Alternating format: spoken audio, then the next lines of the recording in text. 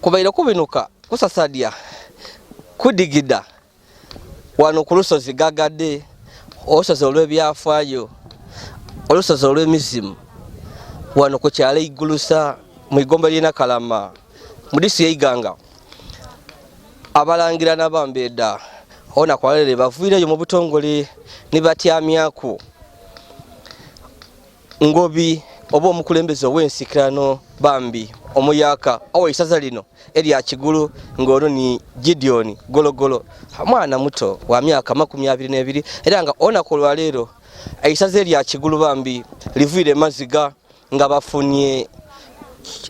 ngobi oba omukulembeze ow'ensikirano bambi omuyaka okwira mu bigere oba eyali Kigulu oba ngobi wa Kigulu Patrick Simba Gologolo eyayisa omukono emyezi 2 gye bavuireko twabalaga amawulire nga emyezi 2 nga gye bavuireko eisaza erya Kigulu eno mu disi y'Iganga era nga lino naisaza nerimu ku masaza 12 erikolobwa kyabasinga bwa Busoga bambi lyagwamu enchukwe lyagwamu nabe lyagwamu ekiyongobero amaziga gali mangi bambi eyali omukulo w'ensikirano nga n'atola Kigulu eno yona amagombola gali mu Kigulu nga yali izimba Patrick Gologolo bambi yava ombulamu obwensi eno abasinga mwabibona era nga n'emikolo gy'obuwanga mwagibona enswezi yali enswezi abaswezi nga babinuka wabula oluvainuma lwa myezi oti 2 nga abataka bali kulindirira nani ali kujja okuba Kigulu omuyaka nani ali kujja okuba omukulembeze w'ensikirano omuyaka bambi okwira mu bigere ebyo baba yayisa bambi omukono onako lwaleero bambi abalangira n'abambedda bavuireyo batyamisa omulangira Gideon Gologolo nga butino omulangira bambi omuyaka n'omukulembeze ow'ensikirano ow'eisaza lino erya Kigulu kino kitegeeza ki kitegeeza nti butisaawe eno eisaza erya Kigulu lifunye omukulembeze ow'ensikirano nga ni Gideon Gologolo era nga ono n'omwana wa Patrick Simba Gologolo bambi eyava mu bulamu obwensi eno so onako lwaleero tukaire masano nakubona ku emikolo egy'obuwanga ng'egitambula era nga einuma awo abaswezi abalangira n'abambedda baberenga balikola emikolo egisookerwako era engoma ebaire kuba enswezi ng'emindi bana emindi ebaire emindi nga bano emindi emiranga emikolo baberenga bagikola era nga onaku lwaleero bakaire kugema ku mwana ono Gideon bambi Gologolo okumutwala ku lusozi olwa Kigulu wano wendi tuli ku lusozi lwa Kigulu olusozi olukasinga ibwavu nga woli kubona era nga emikolo egy'obuwangwa egy'eisaza erya Kigulu we bagikolera era nga kuliku n'omukyala abandu emizimu gino yebeeta omukyala Kigulu Beatrice Kigulu omukyala Kigulu Beatrice bambi nakulira olusozi luno ni mando waku natwala emizimu gya jona nakulembera emikolo egikolebwa ku lusozi kuno era nakulembera emikolo egikolebwa bambi ku mulangira yayo na bambi abanga alondeibwa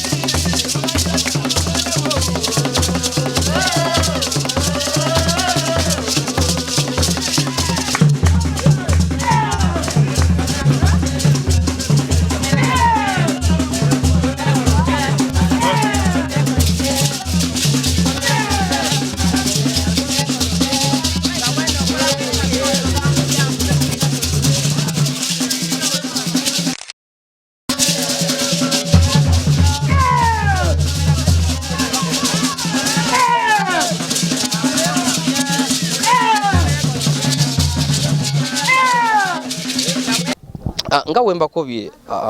ona ku lwaleero tufunye omukulembeze ow'ensikirano ow'eisaza lino erya Kigulu era ng'ono ni GIDEON Gologolo era ng'ono onalondeyo bambi mwana wa Izimba Patrick Gologolo eyava mu bulamu obwensi eno. Abalangira batukobaire nti entebe eno ya nsikirano tibalonda bulondo oti bali kulonda byabufuzi oti bali kulonda weigombola bali kulonda ero C5 ebintu bino mbo bya nsikirano ti byange abalangira bavuire batukobera so bakobye ati omugenzi ngaka ali kuyisa mukono omugenzi Patrick Izimba Gologolo mbo yakola ekiramu yakati mu baana bange bona omwana yembwe nali kujjo okuma baine n'okwira kuntebe nga nvireku ni GIDEON Gologolo yakola ekiramu era nga ekiramu kibairewo so wiki eyewaire abekika Kizimba Gologolo batyama babasomera ekiramu bakibona era bona basiima omwana era nga kyebakoze bona bayisa abambeeda n'abalangira babeeta bakaba batya bana mukulumana ife nga kali kuva mbulamu obwense yatulekera omwana yakati najja okumusikisa najja okumuyira mu bigere najja okumusikira era nga abalangira n'abambeeda b'Ekigulu babana bayikiriza otinsete bakatya tuzatabu na mwana nga Patrick Izimba Gologolo yasalawo kibe kityo era nga ona kwa leero bambi kubaire akukola mikolo era nga mu mikolo gye bakoze ngawe ngotwere kunti enswe zijja kubyobwire bona enswe zebaire kuba enswe zebaire kuba kukina biki mubidi ebyemizimu mubidi ebyemizimu enswe zibambi ebaire kuba ekindi kyebakoze omwana bamutwere mu mikolo egy'ekinansi era nga balesente omwana bamugemesa ifumo bayinda kutegeera kituufu ono n'omutuufu emizimu gyasimye era nga bamugemesa ifumo bamukuba kuba ente agifumite era katemba abeera nga buli muntu ali kulingira abone kituufu anagikuba oba bbe webinamulema era nga balangira batukobere ati akanaka kwakulizo kabaire nga tikangu nga watakuba nti ene ifumo oba oliawo kyandirazire tino omutuufu nti emizimu tegisimye era oba oliawo asaana okufiirawo n'ekintu ekindi nti balese embuzi era ng'embuzi eno bagisala batolamu akaka mu lulimi lule olw'ekinansi oba oliawo owundi luwandiyeso olw'emizimuzimu bakeeta kalulu era kyova bonna abakulira ebintu bino naddala by'emizimu bali kwogeranga eno ku kalulu aliira akalulu bakeeta kaka munte mubamu akantu akaka awainako kantu akaka awaino so basaze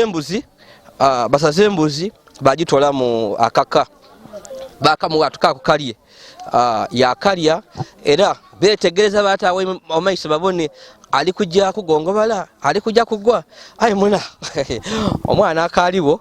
era emizira nejize kubakati nono omutuufu ni baba yetwendanga era kino kitegeeza ki nti butisai n'omukulembeze w'ensikiranizeeku era nga n'omukulembeze buti ow'omukuzi 26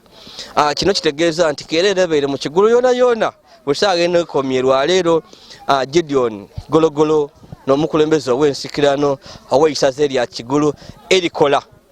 ku masaza 14 agali mu bwakyabazinga bwa Busoga. Ebyafaayo eby'olusozi luno ebya Kigulu,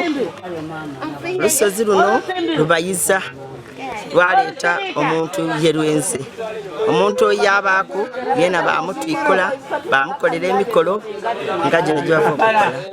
Abalangira mwesonda ente, mwesonda embuzi, omuntu oyo mwamutwikola era mwamuga yena akalulu ng'omwana ono kava okunywa gologolo kanywera essaawa eno asikira ebigere bya gologolo. Era yena bwe tutyaimye twaboza n'obwekenneenya ng'ekika ng'omwana oyo n'asaanira okukola ki okwira mu bigere bya gologolo. Era tumukozesa ebigezo bingi okuva obwire twazimbye enderu ye tweta ifu enderu, twatema amatooke twagaganika, twamala okugaganika tumwingiza mu nderu tumusiiza omuzigo tukoze tutya tutambwire tutuuse mu ngolo bamusala embuzi ey'akalulu era yatema muyise engobi saafi nga n'asaanira obulangira bwa ngobi okwira mu bigere bya ngobi awo gaakanywera gafuira. Era bwe tumaze twatola akalulu kaifwe twakamuga mu bwiduvu twakola emikolo gyona yafumita ente era agifumite getwenda gene mu bweni ati po yakuba eifumo lyegeda n'okwegeda twamana tutyo omulangira saafi era najja okusikira obwangobi okwira mu bigere bya gologolo. Era n'omulangira wa Kigulu n'ebitimbiito bamaze okumwisaako obwiruka twamwambaza n'embuzi eno oluliba olwo yalwambala awo nga tiniye olwo oluliba awo tugalangula muntu ke tutoola muntu afiire era tumwambaiza ekyambalo kyaifwe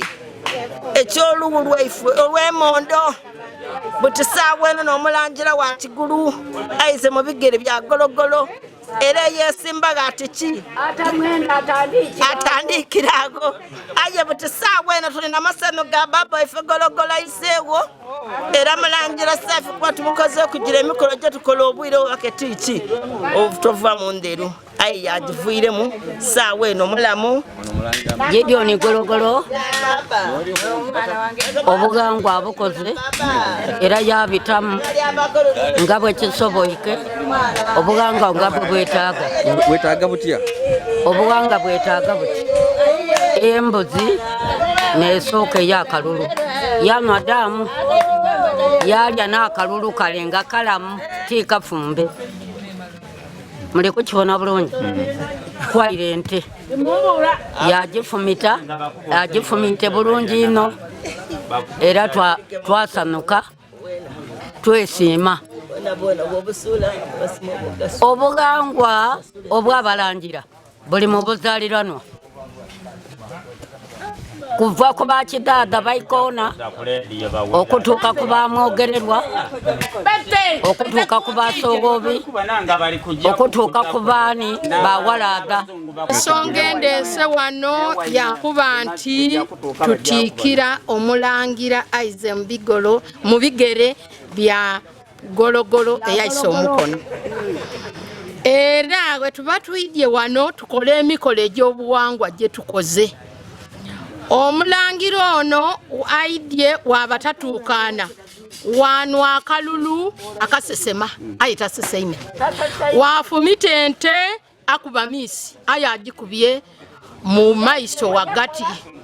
Ekyo kyalaga nti n'omulangira asiimibwa okuva mu byobuwangwa byaife. Kale tabaayo wundi yetantala kuyida mu bintu bino nga tatuukaana asobola obifiiramu kubanga ono amaze emikolo gyona abise mu tanuulu gye babitamu abalangira okufuuka omulangira. Kale ensonga tugimaze, ente diido embuzi diido babisaze akalulu akanwire nga tasesema yabanga abise mu tanuulu ey'ebyobuwangwa byona. Nsigaire ndisafi akalulu akaka wakanwa akasesema abatatuukaana. Kale empewo abalangira dimufuuyeeko obwibuka yabanga buli kyakoze akibise mu mirembe myereere dabanga dimusiimye gwe ditasiimye kayira okuva obwire era zonna nga nayeteebwa nga kyama bikiganga mu byakalica okubaawo ng'omukolo oguliwo amakikuli akenkulu akulayiza ayayiza mu bigere byange bigologolo nga n'omukolo oguli hagati awo olunaku lwaleero era gwe tukoze n'esaawa ya buti tuli wano ku lusozi ekigulu omukolo gwe tulikola wa asikire ekigere kya gologolo ngobi yavaawo n'okwira mu kigere kye nga abange bakigulu era abanga abalangira abantu batyama olw'okumaliriza olumbe lwa gologolo batesi era ndowooza bakizaganya nti nasaaniire notuuka n'okola omukolo guno ku lusozi. Era olwaleero luno omukolo guno gukoleibwa tinogusoosa okubaawo nga ayasooka okubaawo twali ni naigembe ngera yaida yasamira ku lusozi kuno era yava munsi muko yaife yatuukagano n'olwaleero luno era mbu Kigulu gaida era yaida era mu mbuga embuga gino bitambula butimbito nazaala Kigulu mwana wa Butimbito olwaino olata wange Butimbito dada wange kidada kino badada abanga asazeewo abalonda gologolo alyoka atuuke mu mbugeno olwaleeno gologolo abanga atuse mu mbugeno era yakulira abalangira twena yaba waisaza gologolo atuse okuvaawo mu bulamu obwensi gavwango gairango era aizeewo era tubalingirira eno n'obwegendereza omwana wa gologolo mwene munda ya gologolo era naaviireyo era yaida nalyo yetulikolera omukolo guno ngaize mu bigere bya latawe yesimbe mu bigere bya badada be era ife twena twaikiriza tegavwango gairango olwaino liseikulu oyo neliseikulu mukisawo eno yeno yeye tulingire kwaire muto era akoze emikolo gye gyona gino egy'ekirangira era tugibwaine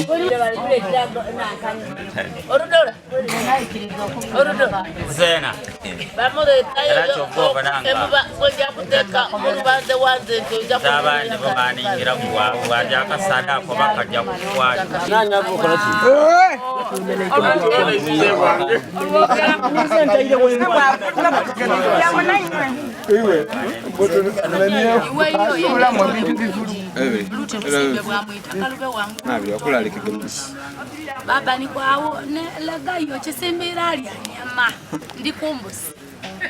ate mwikirizenga kyemulikola nambo baba ngaje tulikola sembira omusana mukazi ngaje tulikola ngati ngakumbe kyene kyabalangira abana batime baligana tulikulya mbuzi tulikulya ente bintu twalire kuva bwire bonabona ke tulikulya ono luko ekisimbiro mwene enkame omwise wako oli olwigino tulikulya enyama mitirivina abali mwena mwanguye kumwide tulya enyama tulikungolo ya baba Kigulu ngati muli basanufu tuli basanufu ino olwokuba tuli basamize olwokuba tutaire kwisa ife gologolo asikire tumutyamiza kuntebe buli kimu kyekozeeku Zebo nampako twidaku wako enyama baba ente didi no kamala ndozo oli kudibona emikalo lijino jabaluko weje balya baba we natandikira tuli wano ku mukolo gwa gologolo ise ife yafa twasikisaamu omwana yaidi ebwire nga ebintu bimugemye misambo ya gologolo jona kati twakola emikolo mongolo ya mama Kigulu wano tulikuta ku enyama eno tusaze ente tusaze agabuzi tusaze enkoko buli kirungi kyona kiriwo era tuli wano tulikusanyuka tuli basanufu enyama tugemye buli kimu abaswezi abalangira abenkuli enyama eno etegeeza ki enyama eno etegeeza omuntu abasikibwa era nga muswezi okutyama ku ntebe alina okutaayo ekisaayi ekyo ekigayita emisamba gyona enkonya emizimu lubaale buli kimu kyona amayembe kale asala ekisaayi ekyo tumuganga buyaka yabanga atyamizibwa kuyitibwa paka wa budagaali